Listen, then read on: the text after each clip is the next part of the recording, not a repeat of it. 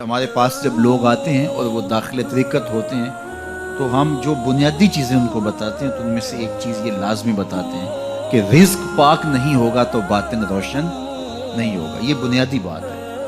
اگر رزق پاک نہیں ہے تو میرے حضور نے ارشاد فرمایا کہ ایک بندہ سفر کر کے کعبۃ اللہ کے صحن میں پہنچتا ہے اور کعبے کے پردوں کو تھام رہا ہے, وہ یمد یدیہ, اور لمبے لمبے ہاتھ کر کے کہتا ہے اے اللہ, لیکن اس کا کھانا حرام ہے, اس کا پینا حرام ہے, اس کا لباس حرام ہے, وہ غزیہ بالحرام, اس کو غذا حرام سے دی گئی ہے. میرے حضور نے فرمایا اس کی کوئی دعا قبول نہیں ہوگی. سفر کیا, جنگل پہاڑ کاٹے, سمندروں کو پاٹ کر کے آگے گیا, ہواؤں کے کلیجے چیر کے آگے بڑھا, مہینوں کی مسافتیں طے کر کے گیا اور کعبۃ اللہ کے سامنے کھڑا ہے, سین حرم میں مطاف میں کھڑا ہے, لیکن اس کا جسم حرام سے پلا ہے. اس نے جو پہنا ہے اس لباس کا تانا یا بانا حرام کا ہے, اس کو غذا حرام کی دی گئی ہے, اس نے پیا حرام کا ہے, اس نے کھایا حرام کا ہے, تو پھر اس کا یہ سارا سفر رائے گاہ چلا جائے گا, اس کو کچھ نصیب نہیں. تو سب سے پہلی شرط اس عنوان سے عقل حلال ہے. اس کے بعد پھر صدق مقال ہے کہ آپ کی زبان جھوٹ نہ بولے. جب کوئی شخص جھوٹ بولتا ہے, روحانیات تو دور کی بات ہے, اللہ کے فرشتے اس سے 1 میل دور ہٹ جاتے ہیں. جب کوئی شخص جھوٹ بولتا ہے تو حدیث پاک میں آتا ہے اس کے منہ سے ایک خاص قسم کی بدبو نکلتی ہے. اس بدبو کو ہم نہیں سونگھ پاتے لیکن فرشتے سونگھ لیتے ہیں, کیونکہ فرشتے انتہائی حساس مخلوق ہے اور وہ جھوٹ کی وجہ سے نکلنے والی بدبو کو سونگھتے ہیں. اللہ نے حضرت امام اعظم امام ابو حنیفہ رضی اللہ تعالیٰ عنہ کو یہ بصیرت عطا کی تھی اور یہ باطنی نظر بخشی تھی کہ جب کوئی شخص وضو کرتا تھا تو اس کے وضو کے پانی سے پہچان لیتے تھے کہ یہ کس گناہ کا مجرم ہے. جب بندہ وضو کرتا ہے تو وضو سے ہاتھوں کے گناہ جھڑتے ہیں, منہ کے گناہ جھڑتے ہیں, تو وہ وضو کے پانی سے اس بات کو محسوس کرتے تھے. اللہ نے ان کو وہ بصیرت عطا کی تھی, لیکن انہوں نے اللہ کی بارگاہ میں عرض کی مالک مجھ سے یہ چیز چھین لے, یہ چیز مجھے نہیں چاہیے. لوگوں کے بارے میں جو ہے وہ ایسا گمان پھر پیدا ہوتا ہے. تو فرشتوں کو اللہ نے وہ حساس جو ہے وہ پاکیزہ وجود دیا, اور ان کی حس ایسی ہے کہ وہ بدبو جو انسان بولتا ہے اور لفظوں سے جو اثرات نکلتے ہیں وہ محسوس کرتے ہیں. تو جب کوئی شخص جھوٹ بولتا ہے تو اس کے جسم سے, اس کی زبان سے جھوٹ کے ساتھ بدبو نکلتی ہے. اللہ کے فرشتے 1 میل دور تک پیچھے ہٹ جاتے ہیں. تو مجھے بتائیے, جو شخص جھوٹ بولتا ہو کیا اسے کوئی روحانی مرتبہ مل سکتا ہے؟ یہ سوچا بھی نہیں جا سکتا, یہ امکانات سے ہی نہیں ہے. اللہ کے محبوب علیہ السلام سے پوچھا گیا کہ حضور کوئی مسلمان, کوئی مومن کیا بزدل ہو سکتا ہے؟ فرمایا نہیں, وہ بہادر ہوتا ہے, لیکن ہو سکتا ہے کبھی اس سے بزدلی بھی سرزد ہو جائے. انسانی کمزوری ہے, کبھی انسان بہت طاقت میں ہوتا ہے اور کبھی انسان کمزور بھی پڑ جاتا ہے. تو میں ہو سکتا ہے کبھی اس سے ہو بھی جائے. پھر پوچھا کہ بخل کر سکتا ہے؟ فرمایا نہیں, مومن سخی ہوتا ہے, لیکن ہو سکتا ہے کبھی اس سے بخل بھی ہو جائے. کبھی کبھی دولت اسے اچھی بھی لگنے لگ جاتی ہے, جس طرح فرمایا گیا کہ اولاد مبخلتن مجبنتن, یہ جو اولاد ہوتی ہے یہ بندے کو بخیل بھی بنا دیتی ہے اور بزدل بھی بنا دیتی ہے. جب اولاد نہیں ہوتی تو بندہ سخی بھی ہوتا ہے اور بندہ جو ہے وہ مشکل حالات میں بھی کود جاتا ہے, لیکن جب اولاد ہوتی ہے تو پھر مشکل حالات میں کودنے سے پہلے سوچتا ہے میرے بچے ہیں, یتیم ہو جائیں گے. اس کو یہ خیال آتا ہے, پہلے ایسے مال لٹاتا ہے, لیکن اولاد ہو جائے تو پھر وہ اولاد کا سوچتا ہے کہ ان کے لیے کچھ میں جمع کر لوں. تو اولاد فرمایا میرے حضور نے کہ مبخلہ و مجبنہ, یہ بخیل بھی کر دیتی ہے اور یہ کمزور اور بزدل بھی بنا دیتی ہے. تو مومن ہوتا بہادر ہے, لیکن ہو سکتا ہے کبھی اس سے بزدلی بھی ہو جائے. مومن سخی ہوتا ہے, لیکن کبھی ہو سکتا ہے اس سے بخل بھی ہو جائے. لیکن تیسرا سوال حضور سے پوچھا گیا کہ مومن جھوٹا ہو سکتا ہے؟ تو اس پہ 2 ٹوک کہا, نہیں, جھوٹا نہیں ہو سکتا. یہ نہیں ہو سکتا کہ مومن ہو اور جھوٹا ہو, وہ سچ بولنے والا ہو.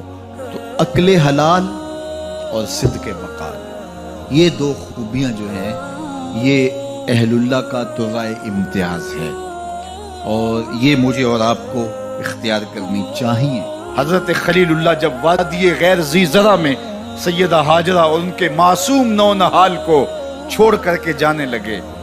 ऐसी वादी जहां हैवानी वजूद भी नहीं था, नबातात भी नहीं पाए जाते थे, पानी का एक कतरा भी दस्तयाब नहीं था। काले स्याह मुहीब पहाड़ जैसे फुलाद पिघला के डाल दिया हो।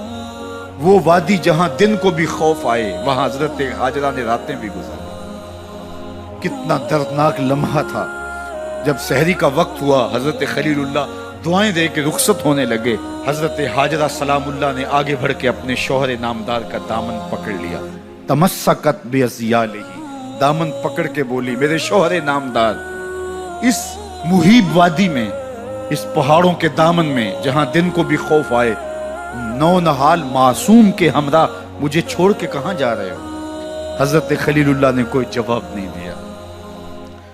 फिर कदम उठाया तो ज़ौजा ने फिर दामन पकड़ा, फिर वही सवाल, फिर कोई जवाब नहीं आया। तीसरी मर्तबा दामन पकड़ा, खलीलुल्लाह की जानिब से कोई जवाब नहीं आया तो खातून खुद बोली, क्या अल्लाह का हुक्म तो नहीं? तो हजरत खलीलुल्लाह ने कहा, नाम, हाँ उसी का हुक्म है। हजरत हाजरा ने दामन छोड़ दिया, कहा जाइए, खैर से जाइए, अगर उसका हुक्म है वो हमें जाया नहीं होने देगा। जहां दिन नहीं गुजारे जा सकते थे, फिर उस खातून ने वहां रातें भी काटी। वो वादी जिसमें वहशत भी कदम रखती थी डर डर के, जहां फिरते थे आवारा थपेड़े बादे सर सर के, जहां पर घास उगती है, जहां ना फूल खिलते हैं, मगर वो सरजमी है, आसमां भी झुक के मिलते हैं। अपनी पाकबाज बीवी और नौनहाल बेटे को छोड़ के हजरत खलीलुल्लाह दुआएं देकर रुखसत हो गए। थोड़ा सा तोशा था, 2-1 दिन के बाद खत्म हो गया। फिर माँ की छाती से दूध भी खुश्क हो गया। नौनहाल प्यास से तड़पने लगा। माँ तो फिर माँ होती है, तड़पती हुई ममता का दिल बेकरार हुआ। एक पत्थर के साए में मासूम इस्माइल अलैहिस्सलाम को लटाया और पानी की तलाश में जबले सफा पे चढ़ी। अतराफ में आसमानों की तरफ देखा, कहीं कोई परिंदे उड़ते दिखाई दें और पानी का निशान मिले और मैं वहां से बेटे के लिए 2 बूंद ले आऊं, लेकिन कुछ दिखाई नहीं दिया।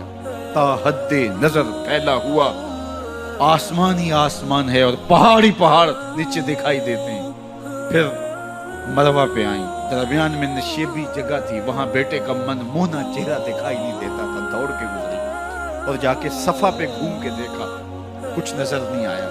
इधर भी देख लिया, इधर भी देख लिया, लेकिन माँ थी। फिर दोबारा सफा पे आई, सफा पे देखा, कुछ दिखाई नहीं दिया। फिर तड़प के मरवा पे आई, वहां फिर देखा, कुछ दिखाई नहीं दिया। फिर सफा पे आई, कभी सफा पे कभी मरवा पे।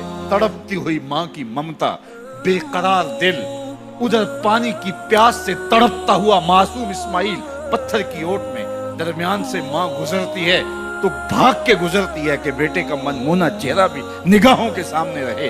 जरा मंजर तो देखो, कितना दिल आवेज है। अल्लाह अकबर, सीनों में पित्ते पानी हो जाएं, पत्थर भी हो तो पिघल जाए इस ज़ुहरा गदास दास्तान से। लेकिन अल्लाह पर तवक्कुल और माँ की बेकरारियां, कभी सफा पे कभी मरवा पे, जुबान पे शिकायत नहीं है।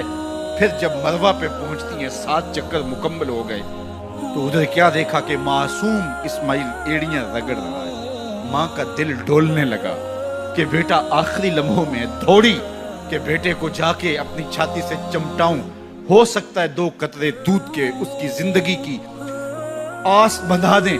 तो माँ दौड़ती हुई आई, लेकिन जब करीब आई तो मंजर बदला हुआ था। मासूम की एड़ियों के रगड़ने से ताजा चश्मा फूट रहा है। पानी है कि बेकाबू होना चाह रहा है। आगे बढ़ी, जल्दी जल्दी मिट्टी की मंडेरी करते हुए कहा, जम जम रुक जा रुक जा। अल्लाह अकबर। हाजरा सलामुल्लाह अलैहा ने हजरत इस्माइल की मोहब्बत और अपने रब पर तवक्कुल की अनोखी और अलबेली दास्तां रकम की। कहा, हाजरा तूने भी हद कर दी, लेकिन कयामत तक तेरी राहों को भी जलवागाह बना देंगे। यहाँ नबी भी दौड़ेंगे, वली भी दौड़ेंगे, गौस भी दौड़ेंगे, कुतब और अब्दाल भी दौड़ेंगे, शहनशाह भी दौड़ेंगे, कज कुला भी दौड़ेंगे। ये दौड़ना हम इबादत बना देंगे, हत्ता कि इमामुल अंबिया भी उन राहों की साई करते रहे। अजीब रंग, अजीब मंजर और अजीब कैफ का आलम। अच्छा, यहाँ रुक के एक बात करना चाहूंगा, अगर आपकी तवज्जो हो, जहां हजरत हाजरा दौड़ी और उनके मुबारक कदम वहां लगे और लग के हट गए, आरजी निस्बत है, मुस्तकिल निस्बत नहीं है। جہاں ان کے قدم لگ کے ہٹ گئے وہ جگہ تو جلوہ گاہ بن گئی، اور جہاں حضور خود جلوہ فرما ہیں وہ گنبد خضرا جلوہ گاہ کیوں نہیں ہو سکتا؟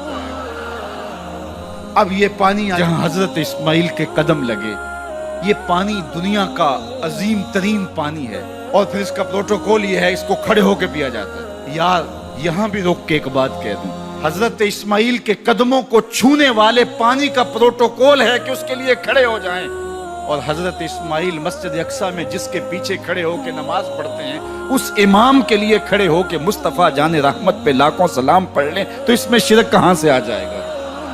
تو یہ تکریم ہے، یہ عزت ہے اس پانی کی کہ اس نے حضرت ذبیح اللہ کے قدم چھوئے ہیں۔ تو یہ